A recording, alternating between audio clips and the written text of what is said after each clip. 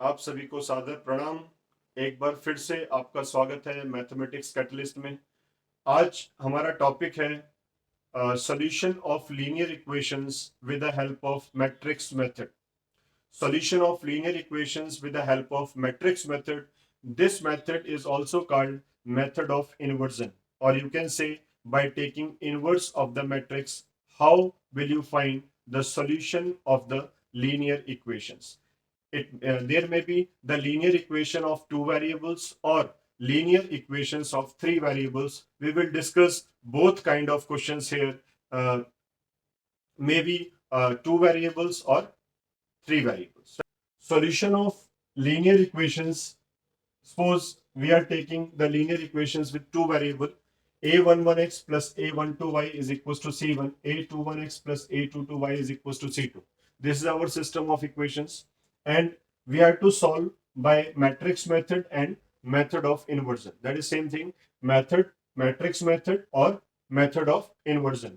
इससे हम किस तरीके से सॉल्यूशन फाइंड आउट करेंगे? देखिए, जैसा थ्री वेरिएबल्स में करते हैं वैसे ही टू वेरिएबल्स में करते हैं। तो हम क्या है, टू वेरिएबल्स को एक बेस एज्यूम करके चल रहे हैं। तो करना क्या होता है, सबसे पहले इस सिस्टम को इस फॉर्मेट में लिखना होता है। This format is ax is equals to b. What is ax is equals to b? A is the matrix of coefficients. What is a? A is the matrix of coefficients.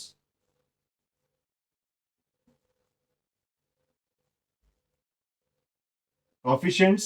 X is called matrix of unknowns. Unknowns मतलब जिनकी values आपको find out करनी है।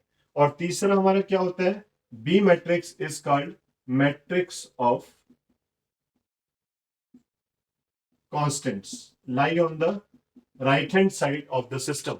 जो system आपको given होगा, इसके right hand side में जो आपको C1 C2 दे रखा है, ये हमारा क्या होता है, मैट्रिक्स बी होता है। तो मैं थोड़ा सा और क्लियर करने के लिए आपको बता देता हूं। मैट्रिक्स ऑफ कोफिशिएंट से मेरा मतलब है जो आपको यहां पर गिवन है A11 A12 A21 A22, ये आप यहां पे राइट करेंगे। सेकेंड हमारा है x, x means variables in the column, and this is our C1 C2। तो एक्स वाई की वैल्यूज आपको क्या करनी है, फाइंड आउट करनी है। इसलिए इसको क्या बोलते हैं, मैट्रिक्स ऑफ अननोन्स बोलते हैं, ठीक है। और इसको मैट्रिक्स ऑफ कोफिशिएंट्स, क्योंकि जो अननोन्स हैं उनके कोफिशिएंट्स आपको यहाँ पर दे रखे हैं। और C1 C2 हमारे क्या होते हैं, मैट्रिक्स ऑफ कॉन्स्टेंट्स। तो जनरली जब हम इसको सॉल्व करते हैं तो बेसिकली उसके पीछे क्या हमारा लॉजिक है वो हम देखते हैं। सबसे पहले हम क्या करते हैं, जो सिस्टम आपको दे रखा है ax is equals to b multiplying on both sides by A inverse. What will you obtain?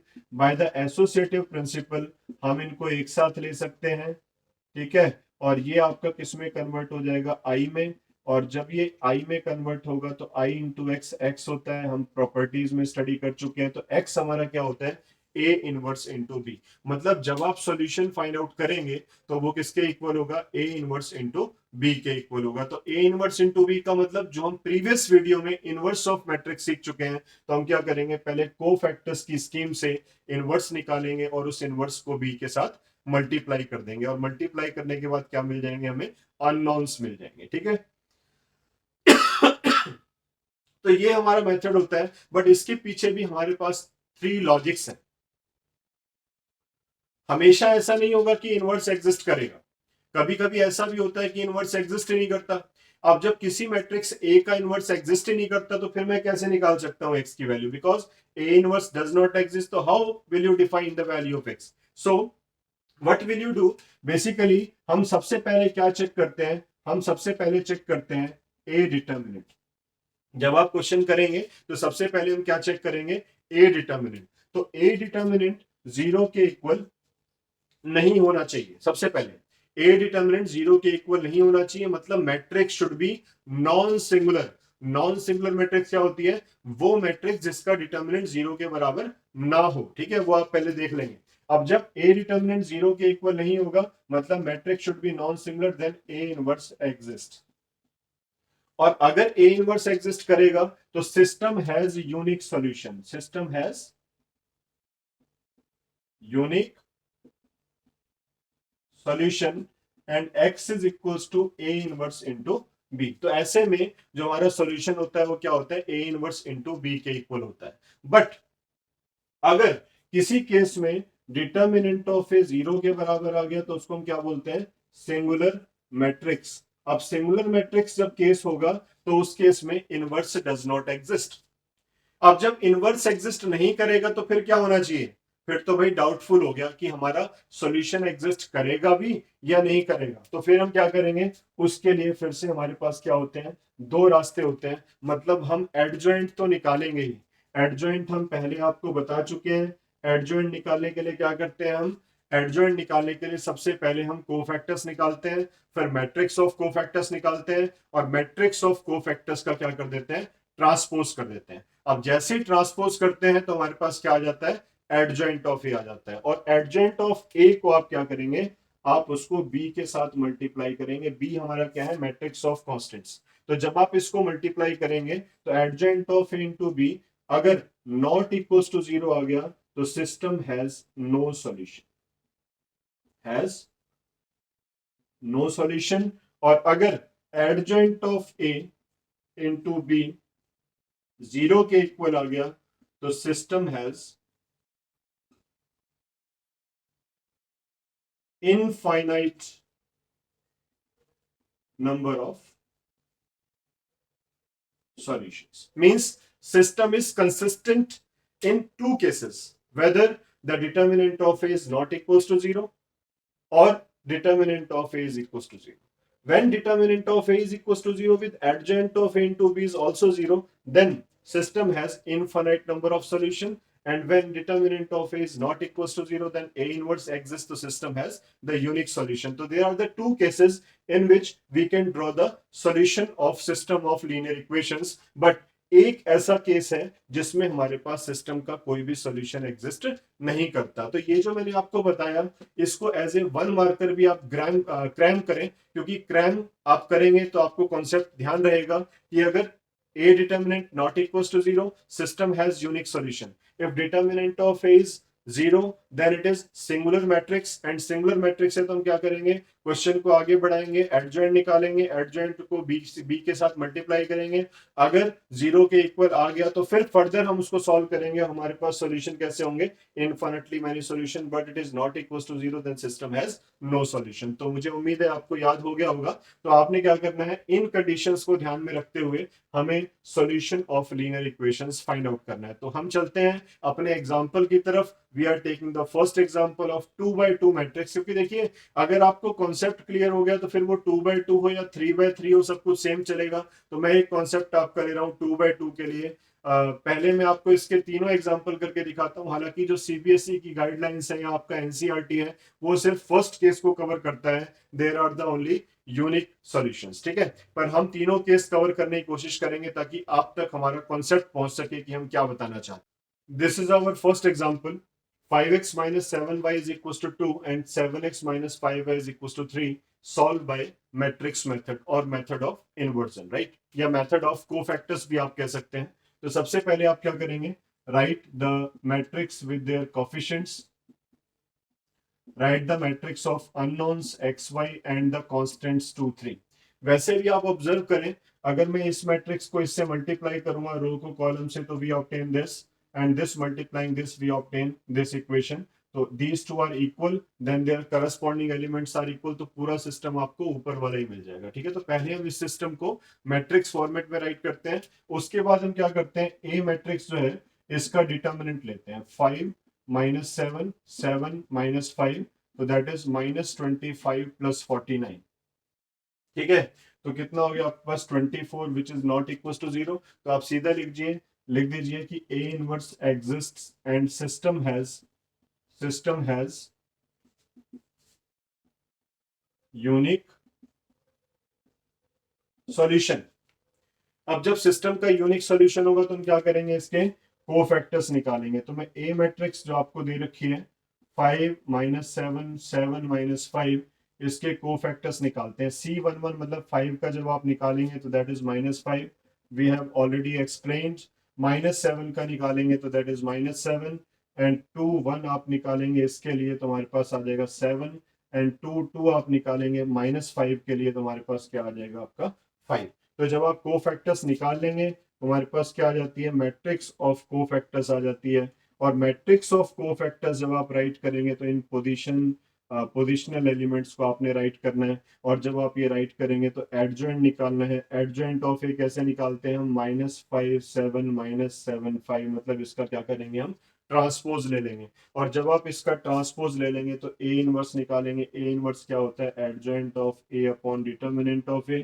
तो -5 7 -7 5, और इसको आप किससे डिवाइड कर देंगे, डिटर्मिनेंट से डिवाइड कर देंगे। डिटर्मिनेंट हमारा कितना है, 24।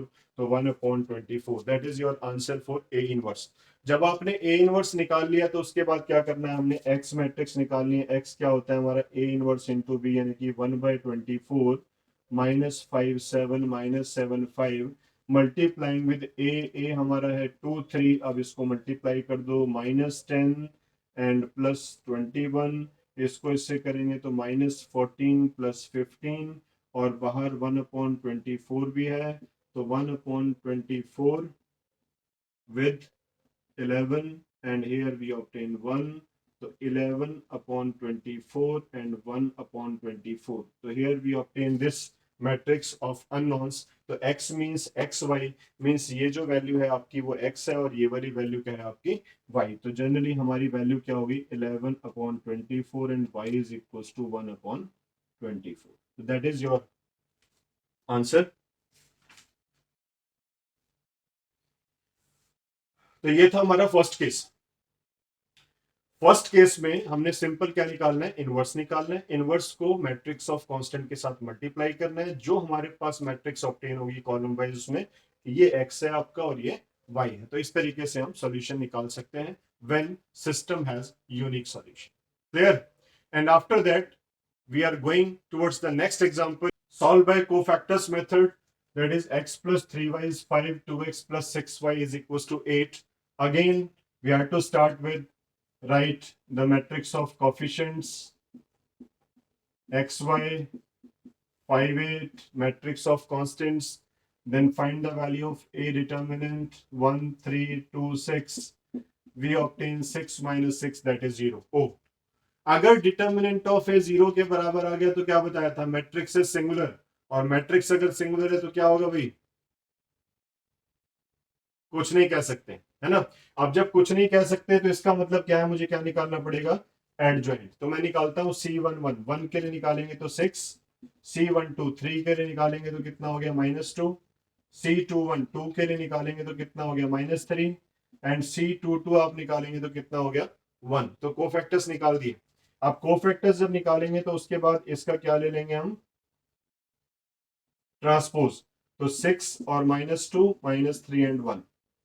पहले मैट्रिक्स ऑफ कोफैक्टर्स लिख लीजिए और उसके बाद उसका ट्रांसपोज कर लीजिए, तो क्या मिल जाएगा, एडजॉइंट ऑफ ए।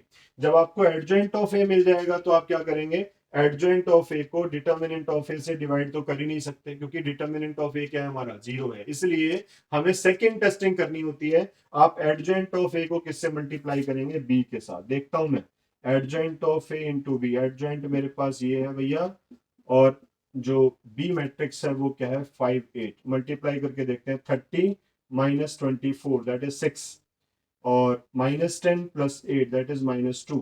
तो मुझे क्या मिला, 0 के बराबर नहीं मिला। और 0 के बराबर अगर ये नहीं मिलेगा तो मैंने आपको क्या बताया था, सोचो, determinant of A is equals to 0 but adjoint of A into B is not equals to 0। इसका मतलब system has no solution. System has no